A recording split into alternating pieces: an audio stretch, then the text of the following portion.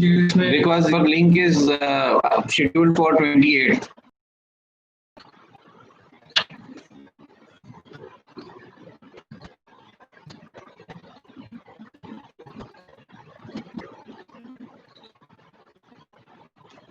Good morning, to all of you.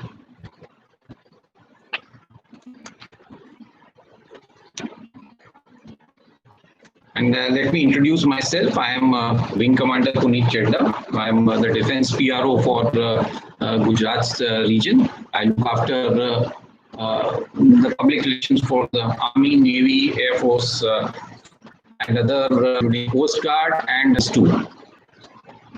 I'll just check up if you are getting me.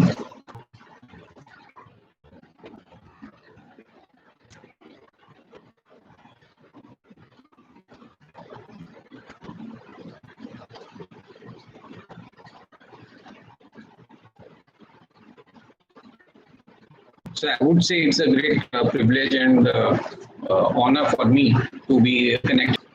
And today we want to talk about various things like what are your career prospects in the armed forces. That is one. And for one, I would like to start off with a very emotional day, which was yesterday, our victory over our enemies and the people who were, inimical to the society, Indian society, to the concept of democracy and our nation. How we could save our sovereignty against attacks. So, as we have said, our policy has always been that India has never attacked any nation as such. Any time it has to be there, it has to defend ourselves. We have defended ourselves very well. And Kargil was quite a few times. We had a war in 1948, 47, 48, 65, 71. Kargil, of course, was in 1990. Memory of the people. The television, advent of the television was there, and there was real resurgence of new India. The youth had gotten over the thing of towards a new economy and trying to establish ourselves as a superpower in this region, as a regional power. And though we never had aims like we should called a superpower, but we needed to assert ourselves in some way or the other. However, Kargil was a different issue. We have had a continuous, war-like situation with Pakistan at all the times. It is not a trustworthy neighbor, as all of us are aware of that. And this was I've heard of a place called, and Siachen Glacier is the one. In fact, if anybody has a control in that region, at Siachen Glacier, it will be again a sort of, all the peaks, have a sight over all the peaks, keep your weapons at very strategic places, tactically important places, and you can really affect the operations of that area. So in 1984, Operation Meghdoot was launched, and Siachen is the highest battlefield on the earth at this point of time. Indian forces, of course, could get to those heights and controlled under the Operation Meghdoot Siachen Glacier. Once this was controlled, it was very difficult for Pakistan to tactically affect us, because any movements were monitored and we could easily supply our place at the Siachen Glacier. Now it became tactically important for Pakistan to somehow sever this link between Ladakh and Kashmir. If they could do that, then they would affect the supplies which are there to the Siachen Glacier, and effectively then they would be able to control the full area for themselves and slowly inch into our territory. Now this is where the importance of Kargil, which was erstwhile not considered to be important, but Pakistan Army they thought of this strategy and they launched a secret operation called Operation Badr, recently taken over at that time, and who had further ambitions to become a politician as well as take over the reins of the country. So earlier, जैसा कि I'll just था एक अनकहा करार था in that area कि आप winters में ये पोस्ट खाली कर दी जाएंगी, कारगिल की पोस्ट दोनों देश खाली कर देते थे और चाहते थे अपनी अपनी पोस्ट को ऑक्यूपाई कर लेते थे अपने अपने area. But Pakistan started this move, they started occupying, masquerading it as if it is a inter-militants or jihadis or some people who are disgruntled with the Indian government, and these are the people who are going to take over. This is what they projected it, so that they can further, if the conflict moves on, they can internationalize the issue, allow other people to come in and hold on to it, and just project it in such a way that it is a problem of the internal problem of India. Now, if you think it was a pretty smart move, they did these people had occupied the post, 132 posts. They were slowly, lightly running posts as a different ball game. Normally, if there is one troop, I will just say one group, you can either take it as one unit or one group or things, maybe people in a land warfare, there is planes and everything. You need at least three times to counter it, to make it equal or overpower it. So if there is one person, you need three persons to overpower them. So it is one unit, then you need three units of the same size and proportion to overpower them. However, the things change drastically when it becomes a mountain warfare. In a mountain warfare, the enemy who is there, he is on the top of the hill and he is well fortified and he has got his ammunition and his, all his weapons set. The person who is the raider has to climb the steep climb and counter him. And there is no other way of getting through to this particular position. Hence, what is said that for mountain warfare, for one unit or one group, you require a proportion of 7 to 8 groups. That is minimum. And in places which are much more, steeper and which have got more harsh climatic conditions, you will have a much more proportion is required. So that means for one group, you might require even to the in a proportion of 10 groups to counter it. So this is how things are in a mountain warfare. So why I am telling you this is that you must know that what was the difficulty that we were to experience against an enemy which was well fortified at such heights, at more than 3 kilometers of height or 4 kilometers of height, 5 kilometers of height. That is 13,000 to 18,000 feet. That is the type of heights in the Himalayas. Those easily target by putting their heavy artillery and their guns and other weapon systems, the crucial highway which was passing through Kargil and linked with Kashmir. So the Operation Badr became a move which was to be countered as soon as possible. Now, how did we come to know of it? It was due to we got the local help of the people, local help of some shepherds who had gone in that area, and they saw that there is some movement which is much more than what is required. That was informed.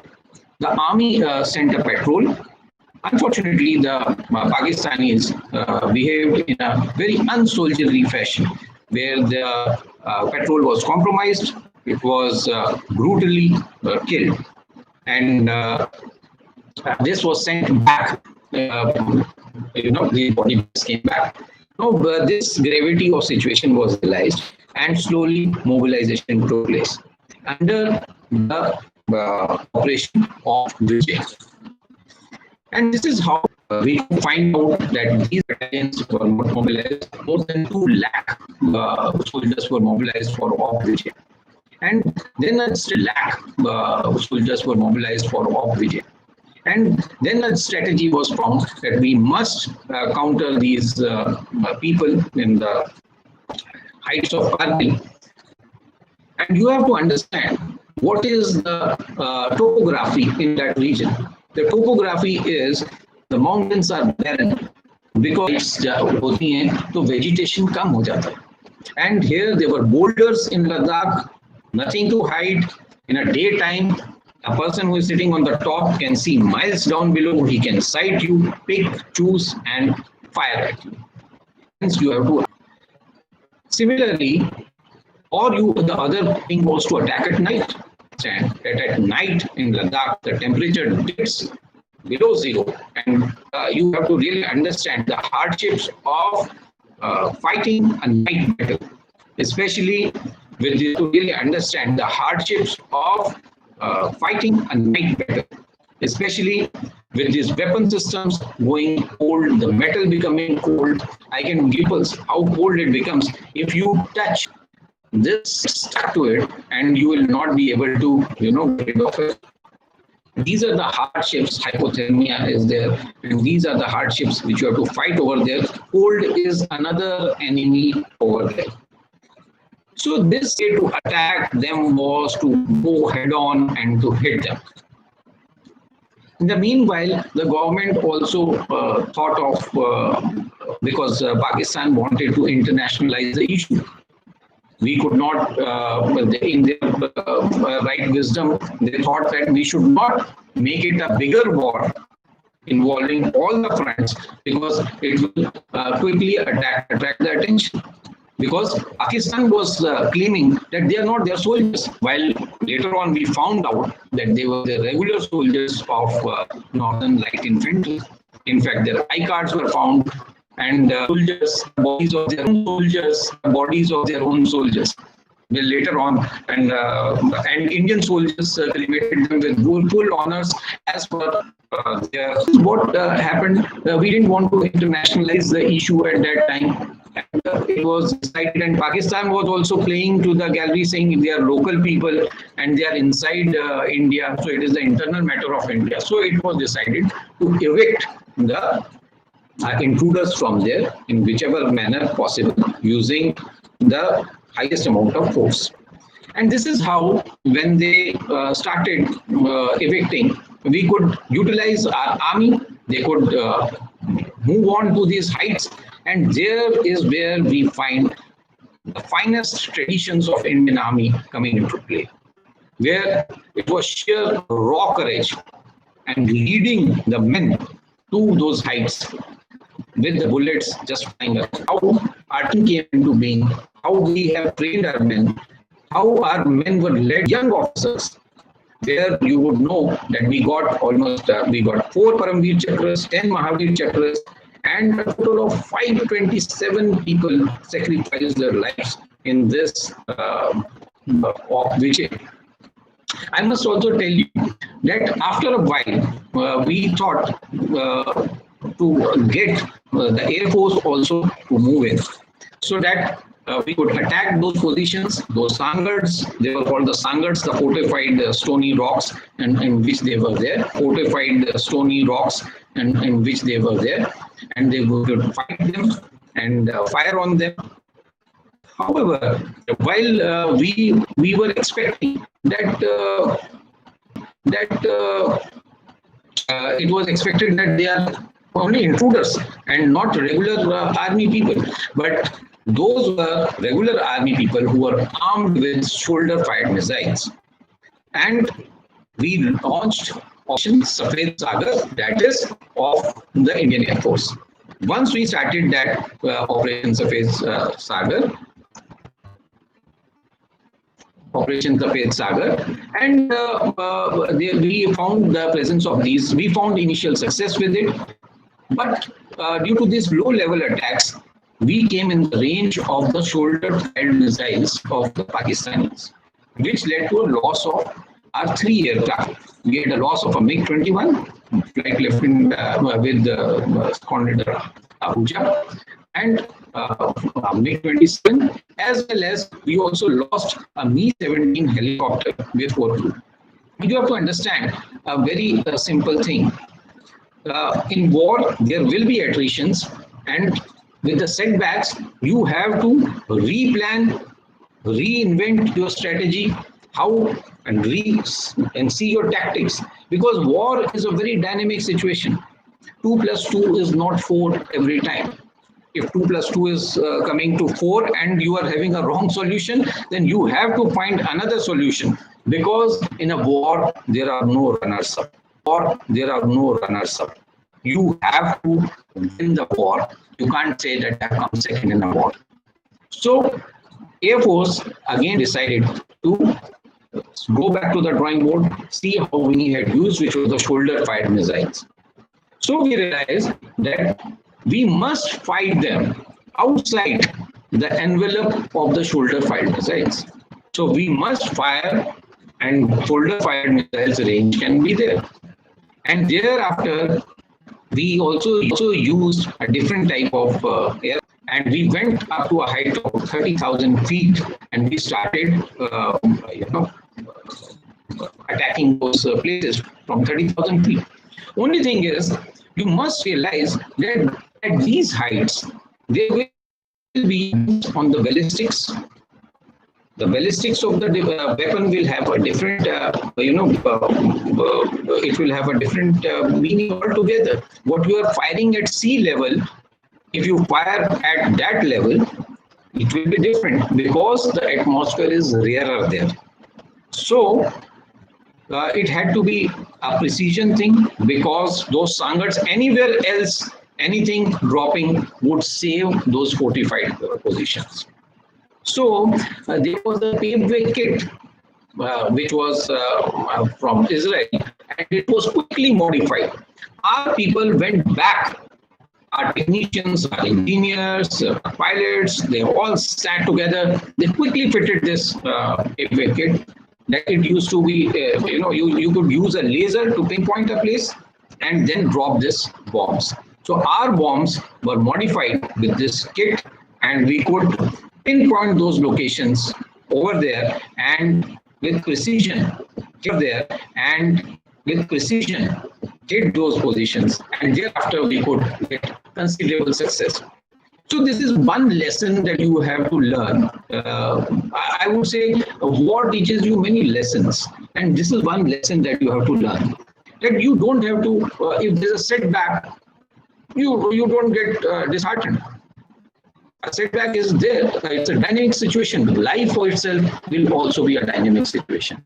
You will always have some highs and some lows. Get too happy during your highs, and keep studying what you go towards your low, how you can rise up from that low. So this Navy, they launched Operation Talwar, the blockade of the Karachi harbor.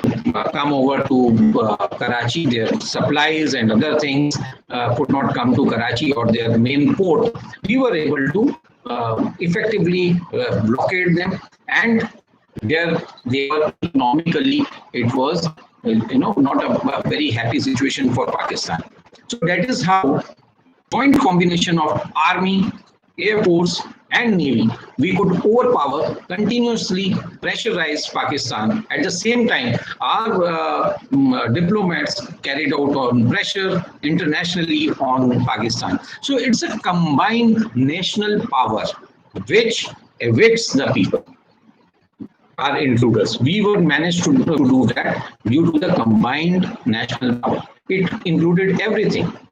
It included the will of the people, everything. It included the will of the people. The people supported at that time, how people came onto the streets. There was a fervor of patriotism all through. They were saying goodbye. They were saying goodbye to all the people who were going, the soldiers who were going towards the front. And this is how things have happened. So I think I've just covered in brief what was the genesis of Kargil war, and how it took place. How was our strategy to go ahead with it, and sort of counter them. But what I want to bring out is the raw courage. Just a minute. All these people, it was a raw courage. Captain Manoj Kumar Pandey, Captain Vikram Batra, Sipai Yogendra Singh, Yadav. In fact, he had 17 bullets and he still survives goose bombs even today. मैं आपको ये बताना चाहता हूँ कि जब ये जो सिपाही योगेंद्र सिंह यादव जो कि अभी सूबेदार मेजर बन चुके हैं, वो जब पहुंचे, he was just a person who had got married about 10 or 15 days back and he had come to the unit. और उसके बाद जो पहुंच गए तो उनके काफी जो साथी थे वो हताहत हुए, but still he managed. He got riddled with bullets, 17 bullets, and the Pakistanis came and he was almost in a state of unconsciousness. All Pakistani soldier came and fired at his legs, his arms, और फिर उसने सोचा उनके heart पे मारेगा. जब उन्होंने वहां मारा तो उसके ऊपर गोलियां लगी. जब वो गोलियां लगी तो he got a झटका and he came to a state of consciousness. और जैसे ही उन्हें आया तो उनका पहला जज्बा अपने आप को बचाने का नहीं था, पर उस आदमी को मारने का था. तो he took a grenade and he threw at the Pakistani post because it was hand-to-hand fighting. And not only he, a machine gun and a rifle also which was lying nearby, he got again unconscious and he was brought back. And that is what he survived even today. And he is a serving soldier in the Indian Army. So these are the things which really inspired the victory. He said, okay, ye dil maange more. That is how, even with a lot of adverse conditions ahead, the ability to remain happy in all conditions and to lead. And there is where I come to my next step is what type of lifestyle you will get in the forces. What is the type as an officer if you culture in defense services, and what is it which is so attractive when we say organization? Whether you join a private organization, you join a MNC, if you join a government organization, any other organization you join. But what is so special about the defense forces? That is what I want to tell you. In defense forces, you have something very unique. It is a way of life, a way of, it is an adventurous life. Every day is a new day. You're looking forward to it. Every time you are there, you are under a tremendous amount of evolution, and this evolution is faster than the other organizations, as I say, because here you have to lead your people directly. And by what? By what is your personality. With your own personality, you have to give orders which will be followed by your troops to whatever the consequences may be. But that is what desire is, I think, a great thing, in which it is sheer weight of your personality, and your attitude towards things, your attitude towards work, which makes people motivated and they follow you. Now, this is what is the basis of leadership. This type of leadership you will not find in any of the organizations, and that too at a very young age. At an age, once you pass out from college, you see you are commanding so many people, simply some verbal or some orders, just like that. So this is why I would say that a great motivation is there to join the defense forces, because it gives you the sheer thrill of following such a role. You are a mentor to so many people. So it is not an easy thing because you will have to first upgrade yourself. You will have to be convinced about your own convictions. That is where, at a young age, you will form your own. This is to be followed. And once you are yourself convinced about the truth, then you can convince other people about the truth. And this is where the leadership counts. And this is how very it becomes very exciting profession. Not only this, of course, you share a unique type of culture, a culture of team spirit, a culture of camaraderie, a culture where everyone is one family. You see, the weakest link is the strongest link. That is what the team takes it. The weakest link is taken up, he is strengthened so that the full team goes up. So it is not an individual's job over there. We have to come together as a team, whether it is in Army, whether it is in Air Force, whether it is in Navy. If we don't work as a team, we'll never attain victory. So this is how things are so exciting. That is why I say this is one profession where you can easily go and join, and really it is worth it to live a life which is altogether a different life, a way of life. That is what the armed forces is. Now, once I think you must tell us about how we should be able to join these forces. Well, I believe that I'm addressing to the BCom students. Most of you have taken up commerce as a choice, which is very nice, because as per one's aptitude, we must go towards the forces in this way. Which all fields will be applicable to you? How you can join the forces? So the forces have a lot of entries. First, I will share how you can join the Indian Army, because as per your qualifications and this, most of you will be eligible for Indian Army as well as the Indian Air Force. But in Indian Air Force, you will be in the non-technical ground duty services. This is where you will be able to join the Indian Air Force or Indian Army. For Indian Army and Indian Air Force and Navy, I will cover one aspect, that is of National Defence Academy. However, that is done only from after class 12, and the age limit is 16 and a half to 19 and a half years. So maybe one odd person who is there in your first year, he will be able to join Army. All of you will be applicable in maybe till your first year. It is the first UPSC exam which comes after 10+2. National Defence Academy is situated at Khadakbasla near Pune, and it is a place where all three cadets of all three services, Army, Navy, Air Force, they train together. You are not only given a degree from Jawaharlal Nehru University, that is of BSc, BA, or BSc Science with Master with Science, but also you are given a military training. You are given an insight to what military life would be. You have to undergo swimming, you have to undergo riding, boxing, cross country. There are various clubs where you can pick up various things. You can pick up tennis, golf.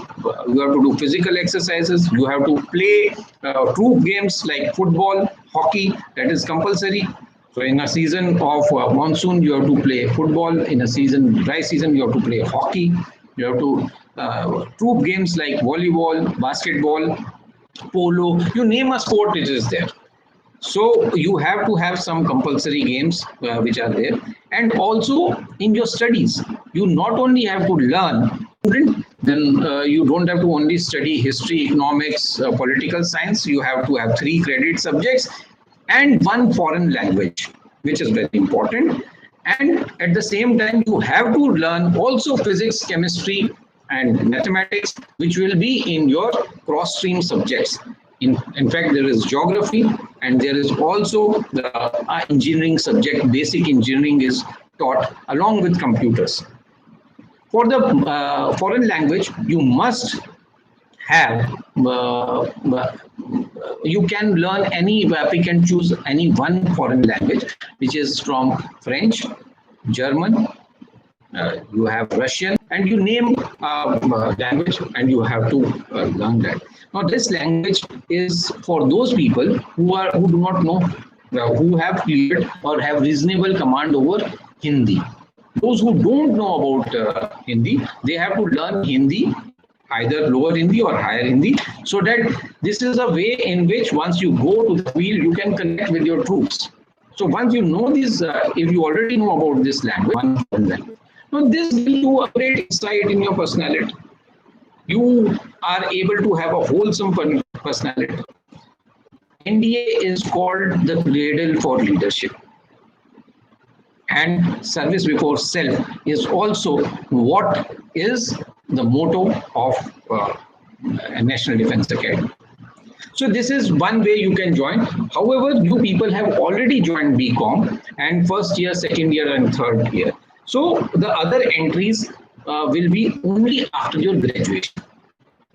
So the people who can join the Army, I will restrict here to Indian Army at present, will have to go to the Indian Military Academy.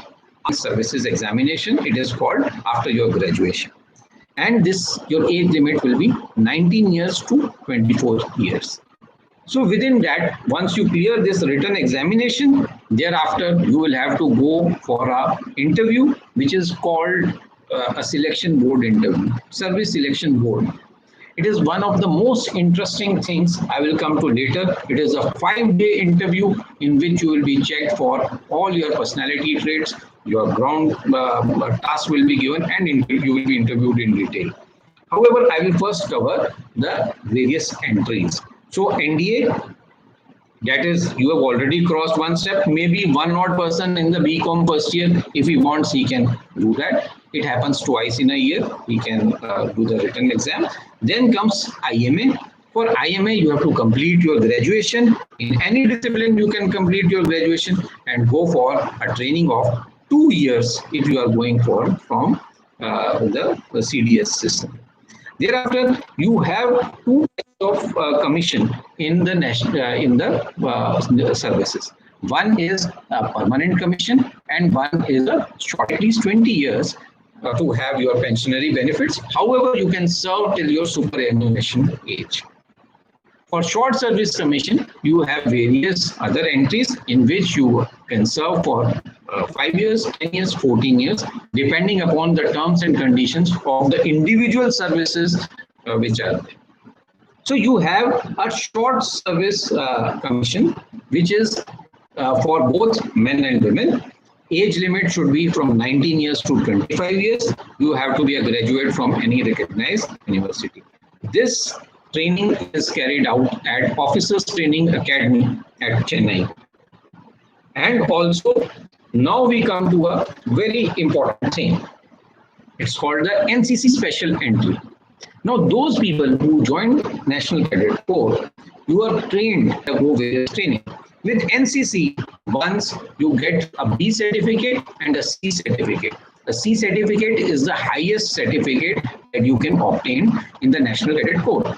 Once you obtain this C certificate with a minimum of B grading, then you are eligible for the NCC Special Entry for officers, for men as well as women. The training will be conducted at OTA, that is Officers Training Academy at Chennai. The beautiful part of this is you don't have to appear for a written examination. You don't have to appear for a written examination if you have the NCC certificate, and you go directly for the SSB interview. So one major hurdle is overcome by this. आपको NCC certificate अगर आपके पास है तो आप सीधा जा सकते हैं इंटरव्यू के लिए, SSB इंटरव्यू के लिए. तो इससे आपका एक बहुत बड़ा हर्डल जो पहले है कि रिटन एग्जामिनेशन का, जिसमें लाखों लोग अपीयर करते हैं, वो आपका जो है क्लियर हो जाएगा। पर इसका मतलब ये नहीं है कि एनसीसी की ट्रेनिंग जो है वो इजी है। It is equally tough and you will have to devote lot of time. And I believe that in your college has taken up a case last year for to the NCC Directorate at Gujarat कि आपके college में national cadet force NCC का एक troop दिया जाए जिससे आपके college के स्टूडेंट्स को भी बेनिफिट हो। तो इसके बाद हम there are other entries also with short service commission for men. It is called the जज advocate general branch. That is, if you have got the age limit is 21 to 27 years, the 55% you have to get aggregate marks in LLB. So you must have a LLB degree. It's a law degree basically. It is in case after BCom you have decided to enroll, so you should be able to get this. The rest others are the technical graduate course, which you will not be applicable because it is for BE and BTech people. And you have the short service commission for technical, that is again for men and women at OTA Chennai, but again it is for the BE and BTech people. Also you have the Army Education Corps, those people who are good in education and they have we have entry of Army Education Corps, which looks after all the management of schools, colleges, and also various how to have a education to the troops, to the soldiers. They make syllabuses, small other training programs, and for that you need a post graduation. 23 to 27 years of age is the limit, and postgraduate condition should be there in first or second division in the notified subjects. Now what I am telling you, you must I am typing out the website in which you will get all the latest details of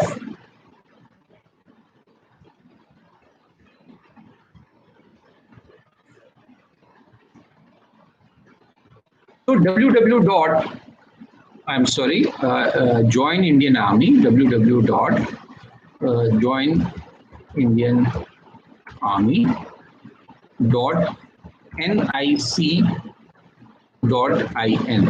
This is where you must log in to find the latest things which are available, and you will be getting the correct information of other things. But largely I have told you what all are the requirements, what is the age limit to join the Indian Army. Next, I will switch over to now Indian Air Force. So maybe I'll cover these two. Maybe we'll have to keep some time also in mind. And meanwhile, you are free to keep on posting any of your questions. I can take a look at the questions and then we can answer them simultaneously. Anytime you have any questions, please type in the chat box and we can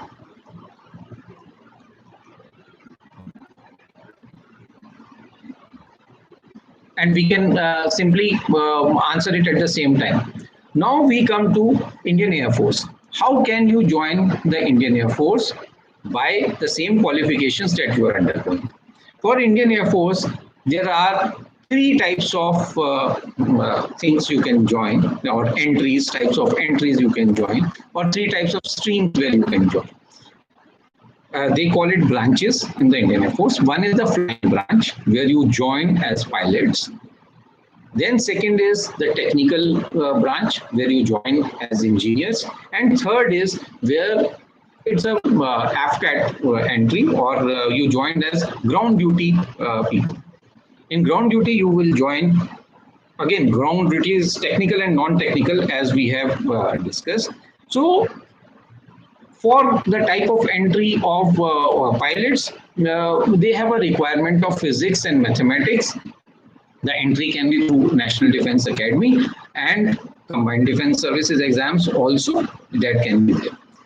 So I think these all with the BCom, this may not check out. But what you can join is in the ground forces of the Indian Air Force. That is the other branches which are not applicable to you for flying and ground duties branch for permanent commission. But I'll tell you how you can enter the Indian Air Force by using AFCAT. AFCAT is an exam. I will also type it.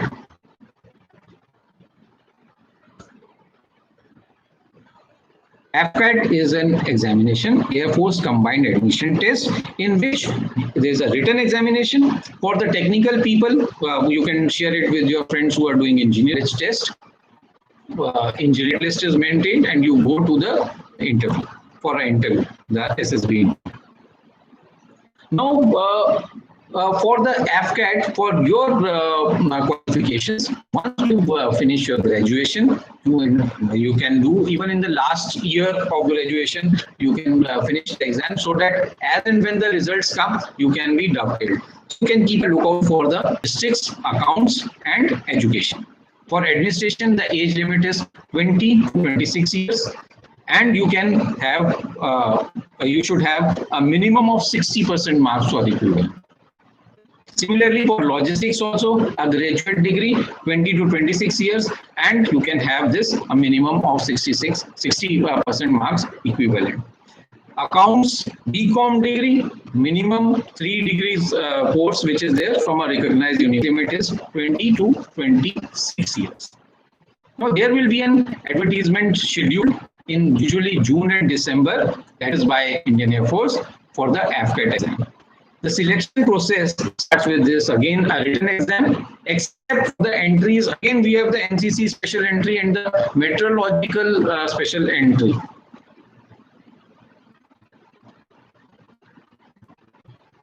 In your case, you will have to go through the AFCAT exam.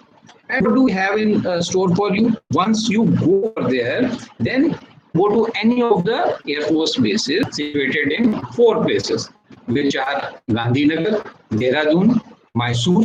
The Air Force Selection Board, there are 2 stages in which you will be tested. The stage 1 will be your intelligence, they call it an intelligence test, or the picture perception discussion test. So they will, maybe I can share with you, they put a picture, your perception about that picture. There will be people who are examining you. Now, the Service Selection Board in everywhere is a beautiful organization. They try to check out intelligence quotient, your psychology, what you are thinking about things. They will have different psychological tests for you. You will have physical tests for you and your personality test from your interviews. So there will be 3 different people who will check you out. And of course, they will be checked once again for a computerized pilot selection system in which they will be tested for their psychomotor skills. So maybe those people who are in your first year and who have had maths and science in their 12th standard, they will be eligible through National Defence Academy entry for the Indian Air Force. Now, once this is finished, your Service Selection Board checks you out. They check you out in physical, psychological tests, group tests, and after your interview. So they want to know basically what type of an individual you are, what are your qualities, what are your traits, and this is how they will be able to go through the various personality traits assessment, and you will be selected.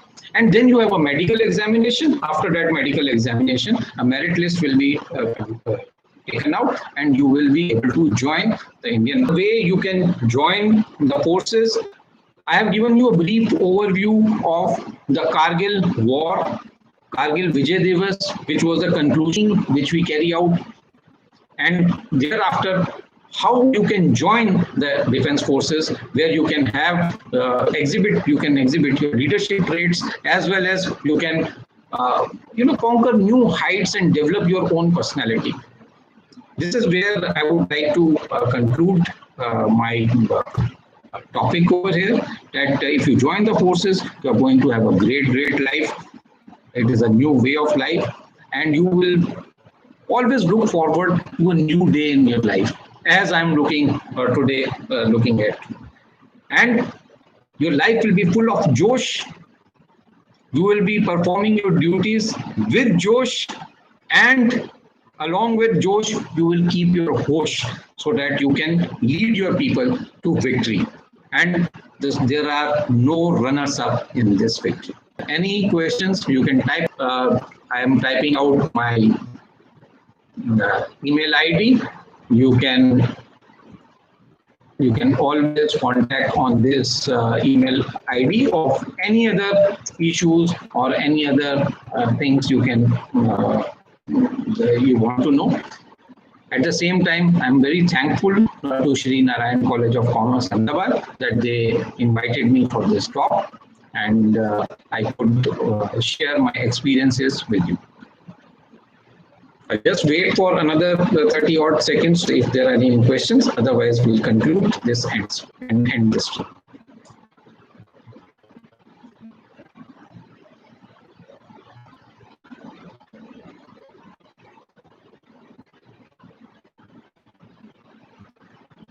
Okay, it was great to interact. Okay, it was great to interact with you all. If you have any questions, kindly approach on this email ID or answer your questions, as well as you can ask your college committee or your coordinators to get in touch with us. We'll do the needful. Jai Hind.